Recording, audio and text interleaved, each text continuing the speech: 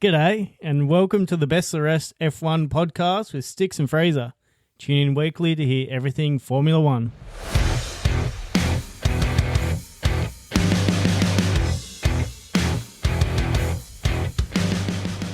Good morning, good afternoon, and good evening. Welcome back to the Best of the Rest. It's like a fucking newscaster. That had almost like Truman Show about it. That was just what was sitting on the dome. Good afternoon, good evening, and good night. That was wild. Yeah, well, there might be a good night too. Maybe you could finish with that. Holy shit, that caught me off guard. Anyway, I'm not sure if we're running with this or not, but we're the Best of the Rest podcast, and you're with Sticks and Fraser. You get fucking random intros like that. How exciting. Life's like a box of chocolates. You never know what you're going to get. What a fucking start. Well, on to some brighter news. We got a race weekend. We do. Something to actually talk about. We do. And we didn't really cover Miami, but we're just going to leave that one alone. But I think it's kind of things looking like they're on the up. So it's starting to get a little more exciting again. Yeah, definitely heading in the right direction. I think we're going to be stuck with the batteries for a while yet to come.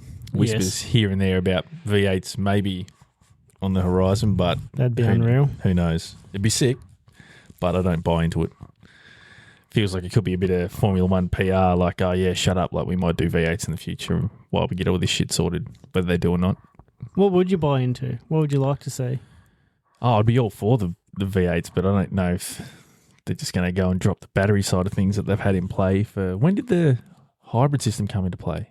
Oh, don't ask me something like that. It's been a while. It was like 2013? Like the Mercedes domination era, that was the start of the hybrid era, wasn't it? I think so, yeah. So I can't see him just going, yeah, battery's gone. No, probably not. I mean... I think are they trying to do that from an economical, environmental standpoint? Well, if they go these renewable fuels, then maybe that's the angle they'll play. I think Sebi Vettel's been onto that for a while, hasn't he? And his bees. His bees. I'm not sure what the bees have to do with it, but... At Suzuka, he's doing like his environmental stuff there with like the bees and like bug shit. You ever seen that? Good chat. The bees and bug shit. The bug shit. That was it's a bit random. Yeah, he got all the drivers out to his beehives and got them all excited. Yeah, I'm sure they were stoked. I'm sure everyone was a bit sticky afterwards. Lowbrow stuff right there. Anyway, moving on. Good episode, this one. Fuck's sake, just 3 minutes of utter shit so far. What's different? That's the best of the rest. We're not up there with the competitors. We're just hanging about, spitting shit. But yeah, it's been a weird start to the year to get back onto the Formula One side of things. Like, almost like we had a false start. Couple races, everyone's carrying on about it. Massive break into Miami, sprint weekend. Now another break, another sprint weekend. And then I think we have another week or two off before Monaco. Yeah, we have a week before Monaco. So it's been quite a slow start considering we'll be in June before we've racked up, half a dozen races or so? Yeah, I think that losing those couple of races in the Middle Eastern leg kind of hurt the flow for sure. And there's a bit of chat about bringing potentially Jeddah back at some point towards the end of the season, somewhere around the Qatar, Abu Dhabi, and having like 4 races in a row, which would be just... I feel sorry for the drivers because those Middle Eastern races that time of year are hot. I thought it was to the detriment of like Abu Dhabi or something though. Like they're going to swap them out. I didn't think they were just going to slip in an extra weekend. I heard a whisper of, potentially a triple or a quadruple header. I mean, that'd be better apart from the quadruple header. That's a lot of racing for the teams, but it would be it would be it would be good to get, well, it's not even an extra race, a catch-up race back in there. rather than losing out completely. I'm sure the sponsors are screaming for it. But yeah, going to Canada, old Lance Stroll. Forgot his name for a second. So you're going to try and give me your best Canadian accent then? Yeah, we fucking around with that and ain't got much. See if he can, Lance Stroll can actually produce something in Canada, because he's had an absolute stinker there the last few years from memory. Yeah, I don't think he's done too well at the home Grand Prix. What are your thoughts on the Canadian Grand Prix? Fan, not a fan? As a whole? Yeah. I'm a fan, but I don't know. It's just one of those weekends or circuits that doesn't really jump out to me that much. Like if someone started saying or asking what's your favourite weekends, like even Monaco would probably come to mind first because of the quali session. And I don't really know why I don't like it or do like it. I don't know. It's just a kind of a mediocre weekend for some reason. I'll be interested to have a deeper look into it this weekend, though. Yeah, I think probably going off past races, unless the weather gets involved, it can be very much follow the leader. Yeah. Which, yeah, maybe switched up this year with the whole fucking battery bullshit. But, yeah, like, was it, I want to say 24 that we had like a wild Canadian Grand Prix when it got like the weather coming in and Magnussen and Hulkenberg and the Haas were on the right tyre, but then they burnt the tyres out and they were cutting through the field. And I think Albon overtook like 3 people into one corner or something. It was a hectic start to the race. Yeah. Kind of like Max at the Nürburgring, just gone. Tearing shit up. Yeah. Overtook one and then split the difference between 2 others coming into a braking zone. What a wild world that is, the endurance racing. It is crazy. Like it's, yeah, certainly eye-opening. Like you sort of think of the physical output of the Formula One drivers at a full tilt, well, in previous years, but full tilt for an hour and a half. But yeah, these blokes, 24 hours Nürburgring, 4 drivers, just sending it all conditions, pitch black dark, waiting for the rain to roll in, different classes on the track, dodging cars. Like it's off its head. Yeah. Wild. But yeah, hopefully this Canadian Grand Prix is half decent. Bit interesting for us. We see a little bit of action because we've been starved of it for a while. Yeah, we have. There's definitely a few more. Oh, it's not even overtakes. Genuine overtakes, I guess, at Miami. Bit more kind of wheel-to-wheel racing that wasn't prosthetic, for the lack of a better word. But yeah, I don't know. I am excited. I'm keen to see what it's going to produce. I don't know what the weather's meant to be like. I think it's meant to be just normal, fine weather. But yeah, still keen and hopeful. I guess hopeful that we'll have some good racing. Yeah, you get these gaps between races, and I somewhat forget about the battery side of things. Yep. Hope start to build. Oh, it's a race weekend. Let's see what goes on. You've got a little bit of spark, and you just hope that they build on things in the right direction where we get a quality product and you don't see too much of just push to pass type setup. I found it pretty wild in Miami where I think Piastri was talking about when he overtook, I think it was Leclerc, but he's like, there was literally nothing I could do to defend that because he just, I don't know whether he'd run out of battery or what the go was, but Leclerc just drove out and around him like he was in a different category.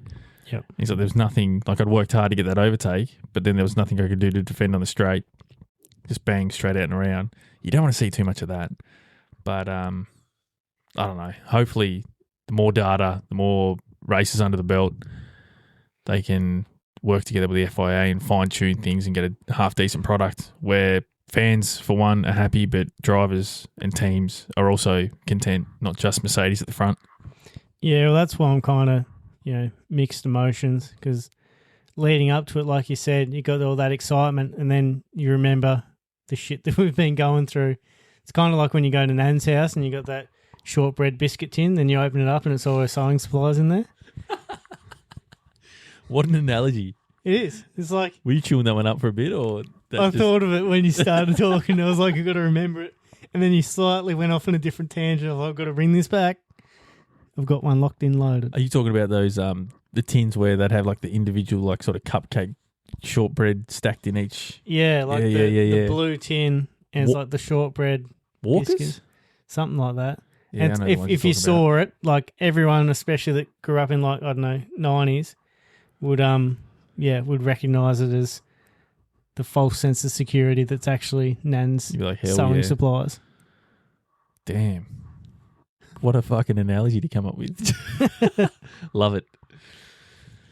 So yeah, we hope that the it's not a sewing tin this weekend. No, exactly. Yeah, that's the takeaway from that one, is that we're hoping that we get some bickies and can have a cup of tea and sit down and enjoy it. Off the cuff, in 30 seconds, give me your argument to whether you think Kimi Antonelli, is he going to run away with this championship? Is he the real deal? Or have we not got enough races to make that call yet? Just a punchy, off the dome, where he's sitting at the moment. There's a couple of aspects to that question. One, yes, I think he's good enough. Do I think he'll do it this year? No. Is that because he's not good enough? No. Do I need to see more races? Potentially. But he's definitely got the talent. I've just got this underlying feeling that he's still got a little bit to learn in the maturity sense. He's definitely quick enough. He's got fantastic racecraft.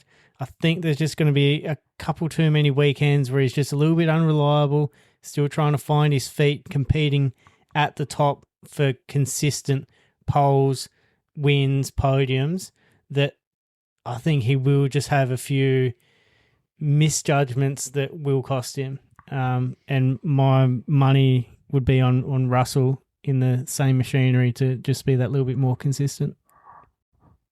Yep. I think that's... After my 30-second rap, all I get is a yup. Yep.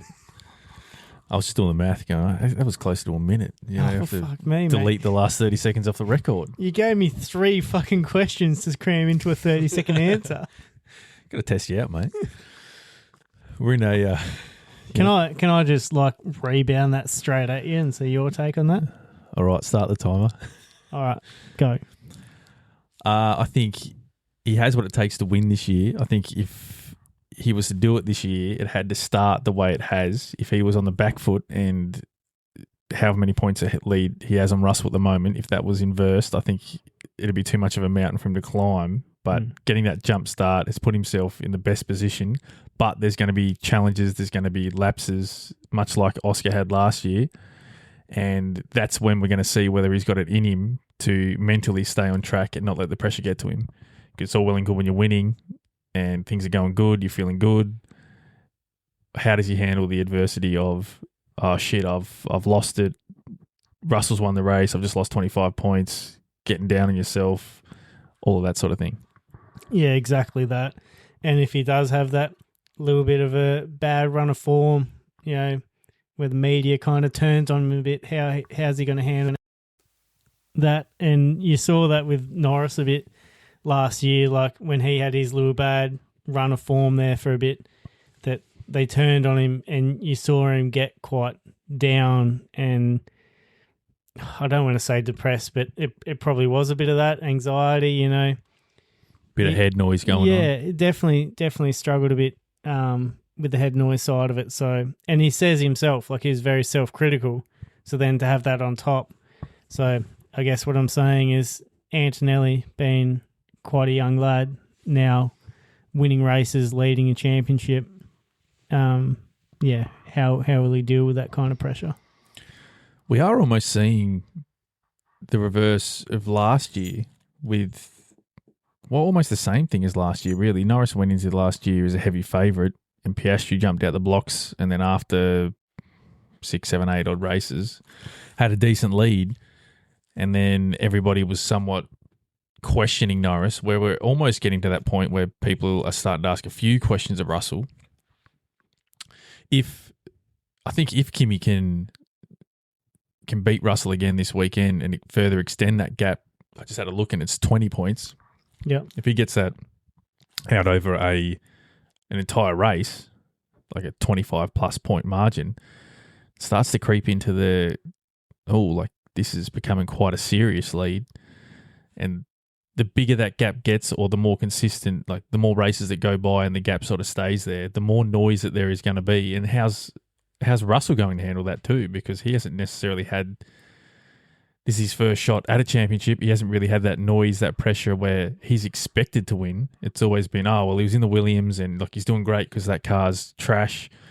He's been promoted to Mercedes. He's not really expected to compete with Hamilton. But he has been. He's beating him and he's outscored him for the year. And now it's like, you've got to perform. It's not, okay, can you keep up? It's, don't let this person beat you because he shouldn't. It's his second year. He's a kid. Good luck type mentality. Yeah, and they've essentially labelled him as the team leader as well. Like, yeah, and media and such are kind of calling him like Kimmy's big brother.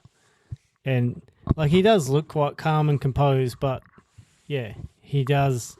This is essentially his championship to lose. And it's already, like, not bad for him, but it's already kind of putting some doubt out there that Kimmy's already leading it and taking it to him. And what's scary for those two lads as well is that it seems like the McLaren has come alive purely based off last race, which is not a good sample size. But if they close the gap and it stops becoming a 1-2 Mercedes, and that 20-point margin isn't just, George is taking points off Kimmy. It's, George has been off the pace a little bit like he was in Miami, and there's 2, 3, 4, 5 cars between him and Kimmy.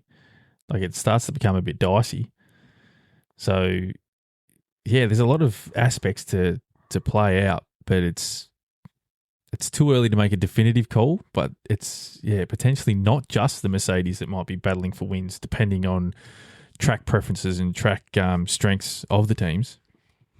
Yeah, for sure. So we've looked a bit at the top of the table.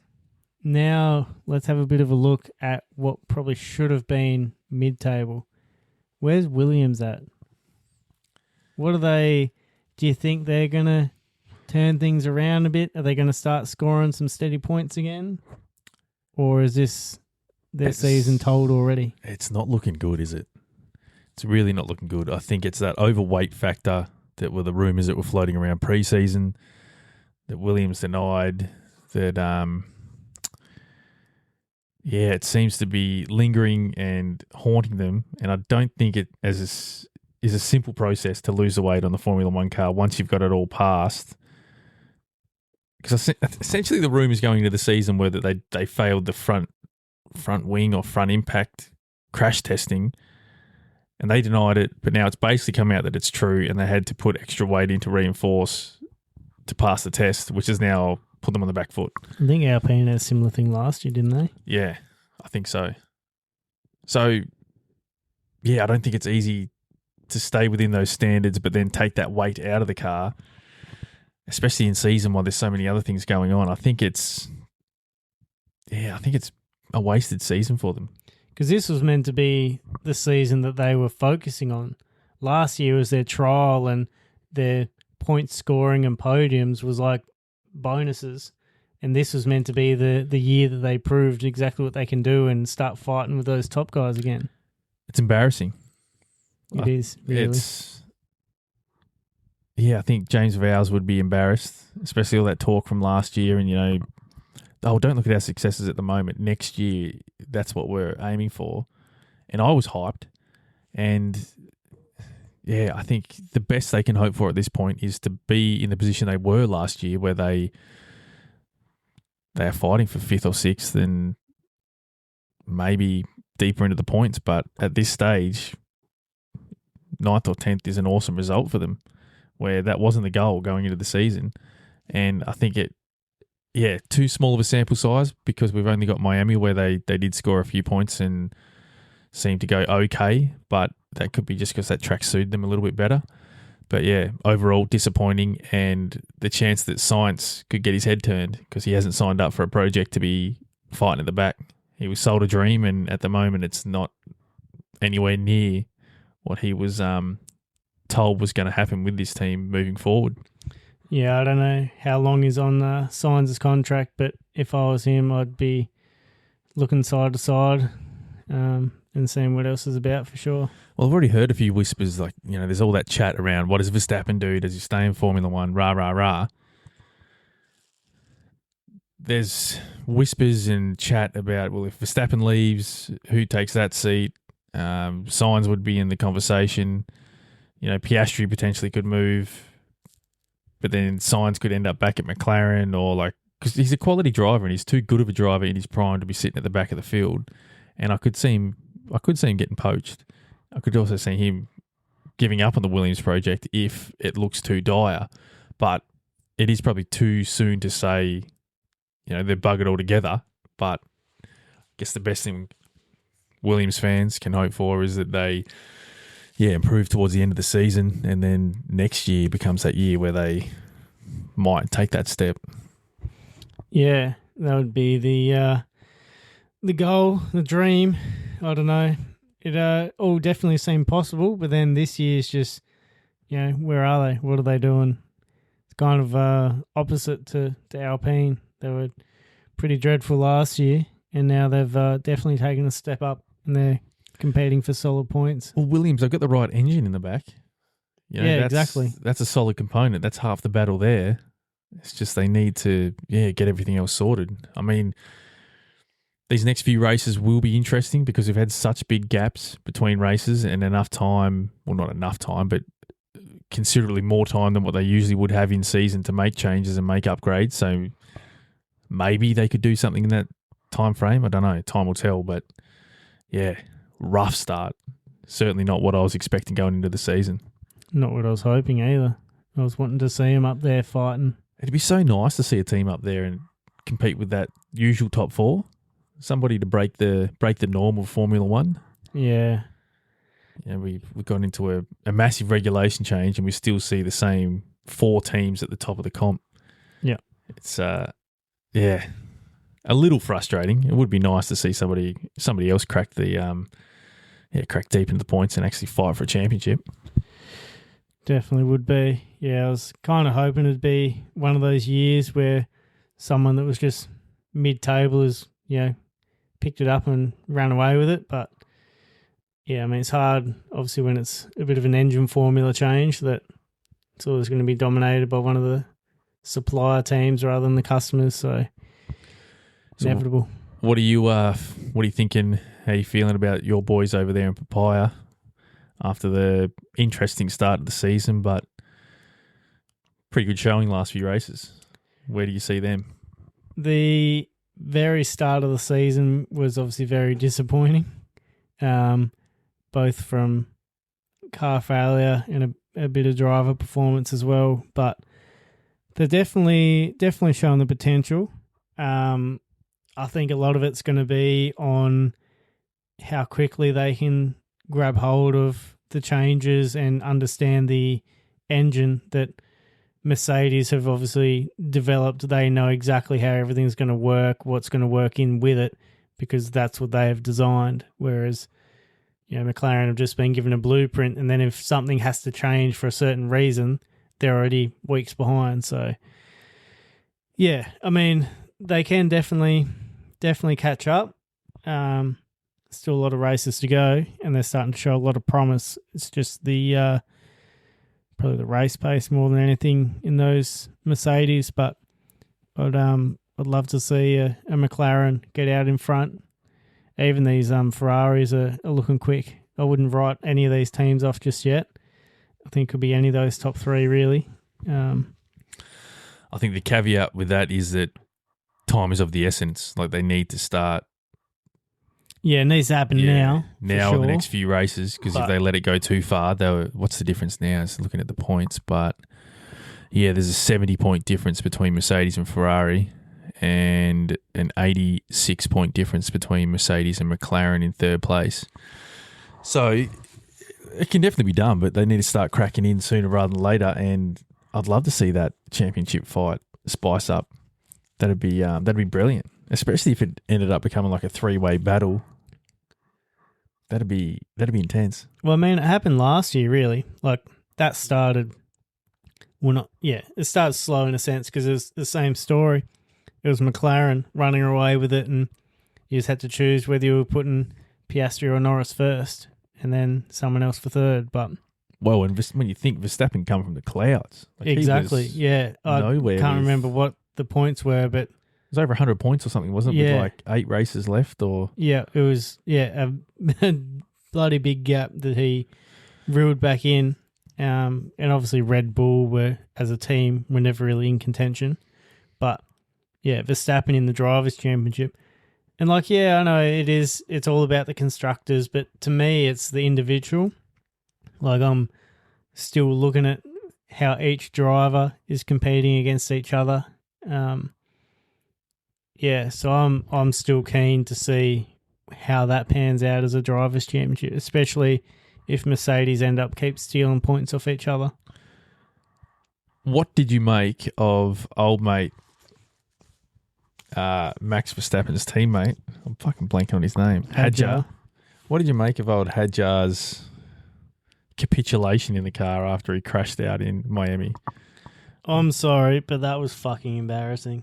Like, I get the emotion and you'd be pissed off, but even if you hit the steering wheel or whatever a couple of times, but he just kept going and going and going. Then he'd stop and you think, oh yeah, he's cooled down. Then he'd go again. And then even when he got out, he was still kicking and screaming and carrying on. And it's like, mate, like, I get it. And I get you're probably emotional when you're young and you're still learning how to deal with your emotions. But you just got to keep it under wraps a bit more, because that was just embarrassing. It sort of felt very infant behaviour. Like, I know there's a lot on the line, there's a lot of pressure and there's emotion, but yeah, like it was punching the steering wheel to punching himself in the head with the helmet on. But yeah, bang, bang, bang on the head to the steering wheel. It's not. Yeah, it was like a full-on tantrum. Goes to show that there's, he cares for the sport, and there's a lot of pressure and a lot of pride there and a lot of expectation on himself. But I mean, there's a lot of kids that watch this, and you don't really want them to be seeing that as like, oh, well, that's okay for Formula One drivers to act like that. Like, do that behind closed doors. Just compose yourself a little bit.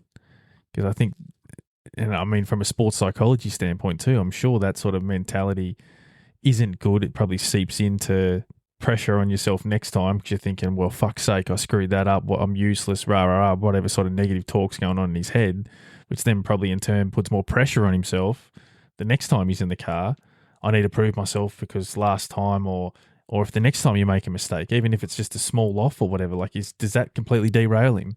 How far does that get into his head? You might not see him going off because he's still driving, but in his head, is he going like, what the fuck? Like, wah, rah, wah, rah, I'm better than that. Because then that completely derails you. Like, it's a slippery slope. Yes. Pardon me.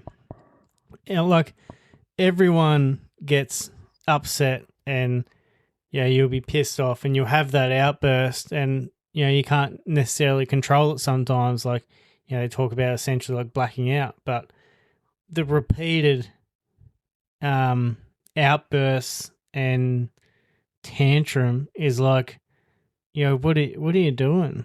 Like, it's just needs to be more calm, cool, and collected. And how are you going to analyze what happened when you're too busy having a meltdown over it? Like, I don't know. Bit weird. It seems, very much like the Yuki, but probably more physical and visceral than Yuki's reactions. He would mouth off and carry on and the radio. His would just be kind of like one outburst and done. Mm. They used to give him so much slack, and I haven't heard barely a thing about Hadjar's. And Yuki was in the heat of battle on the radio. What's this dickhead doing? Like, rah, rah, to carrying on while the adrenaline's pumping, while you're racing and somebody's done something a bit dodgy. He's firing up. It's, which is, I think, slightly different. Like, I don't know. It's funny. Just makes you wonder if, like, is there some performance clause in under it, and he's kind of knowing like if he does something like that again, he's fucked. He's out. Is that like could that be why he's getting so worked up? Like this is literally his career on the line instead of just shit, I fucked up. Don't know. He does seem like that sort of bloke that wears his heart on his sleeve, but yeah, I'm not a fan of it, and I don't even think the commentary were a fan of it. Like Crofty and all commentating at the time was like, oh, okay, yep, right, he's really, really fired up here, and you can see he's still visibly upset. And they'd like the Lawson and Gasly incident had happened, and they'd cut to that, come back, and he was still punching the steering wheel. It's like Gasly's just been shown hanging upside down for a period of time and then coming up to being sitting on his side almost 180 degrees in the air. But he just walks away and is all calm and looks back at the car a couple of times, and that's it. Like, I know it wasn't probably 100% his fault, whereas Hadjar was crashing on his own, but still, like, you got to have that composure about you as well. And they reckon those steering wheels are $250,000, and he's just laying into it, and then going from that to his head, back to the steering wheel, back to his head. It looked like he hit the halo a couple of times too. Imagine if you put a stress fracture in that. Fucking hell. Structural damage. Yeah. Punched by Hadjar. Well, doesn't he do like kickboxing or jiu-jitsu or something? So gets the halo on an armbar. Yeah. Makes it tap out. Yeah, it's one to watch moving forward, that's for sure. All right. I guess we should turn our focus a bit more to Canada. What do you reckon? Yeah, righto. Let's do it. You thinking a few predictions or? Yeah, I think we'll throw a few predictions out there and then we'll see where our chat goes from there. Right. Well, I guess we start with the sprint. Considering we've got a sprint weekend. Oh, yeah, I missed that. I've not thought about this at all, so completely off the dome. I'm going to put Norris for sprint pole. That's not a bad shout. What have you got? I fucking completely forgot it was a sprint weekend. Let's go Lando. Sprint pole. Original thought? Yep, just came out. Let's go Lando. He's okay. I don't know. I think he was shot. Can't remember the song. Didn't even know he had a song. Yeah, like the Verstappen song. Yeah, no one cares. Piastri's got one as well. It's all bloody Verstappen. Ba-ba-ba-da. Max Verstappen. But yeah, I think Norris was showing some good form last week out, or last race out. So I'd just like to see him carry that on and be competitive at the front. I think, especially considering there's not really any pressure on him. He's already world champion and no one's really expecting him to beat the Mercedes per se. So, yeah, let him cook. You back me in. Have you got any arguments or anything for why you've gone Russell for sprint pole? No, I went Norris. Did you? Yeah, that's why I said original thought. You were too busy looking in, trying to dial in your predictions. Did you? I thought you said Russell. Nah. Really? Yeah. Oh. Shit. I should have changed it. That's all right, mate. Great minds can think alike. Sprint win? Sprint win. Yeah, I'll back him in. Fuck. You? Yeah. Spicing it up, aren't we? Worst thing is I didn't even know that you did it. All right, Sunday. Third position. What about a pole for Sunday? For Saturday? Yeah. There's another one of those, isn't there? Yeah, there is. We're going well here. I might go for a double papaya. Oh. Piastri. Fuck. That'd be scenes. I'd like that. That'd be good. I've gone for Russell. I think, he'll be quick. Might take him a little bit longer in the weekend. Papaya might get out there and ruffle some feathers, but I think Russell will have it when it matters. I'd like to see Russell have a shunt. Would you? Someone say something? I'd like to see. I was going to say any of the top runners, but that's not true. Maybe just someone from Mercedes. I'd like to see Antonelli really open the gap up and put George to the sword and see what he's made of. Yeah, so would I, but I'd also like it to close up a bit so that it's more interesting for the championship. What I don't want to see is George run away with it. That wouldn't be good. No. Third place. Third place, Charles Leclerc. Nice. I've gone Oscar Piastri. Oh, he's due for one. He's due. They put a stat out. He either DNFs or finishes on the podium. I think it's third. So it was like either DNF or third or something, or maybe he has finished second. DNF or podium. Anyway, that's his only two results this season. That's wild, isn't it? Yep. Yeah, I think he's due for a few more podiums after that start. 2 DNSs, like get him back up there where he belongs. He looks good up in that step. Keep him up there. He does. I was hoping to see him a bit more on the top step this year, but we'll see. Still a few more races left, so bit to go. Second position. In second, I went Antonelli. Ooh, Antonelli second. Who have you gone? Russell first, I'm imagining. Who did you go for second? Well, I haven't. I'm coming up with it on the top of my head. So, Lance. I was nearly going to put Lance in the points, actually, as a prediction, but decided against that. Oscar. Ooh. Piastri second. Don't mind it. So you've only gone one Mercedes, on the podium. Have I? Or you went Leclerc third. You're assuming. Oh! I don't even know what I've got for first at the moment. For first, yes, you're correct. I did go Russell. George Russell. I backed it in. A little bit more of a consistent weekend than Antonelli, and off the dome. Why not? Nice. What have you decided? What have I decided? Which driver to pick? Maybe Mr. Mercedes 1 or Mercedes 2? Maybe Mr. Raikkonen. Oh, wait, sorry. Kimi Antonelli. I didn't get that at first. I thought, what the fuck are you on about? And the winner of his first Grand Prix, Kimi Raikkonen. The old surprised emote. Like, what the he's fuck? like, What? Yeah.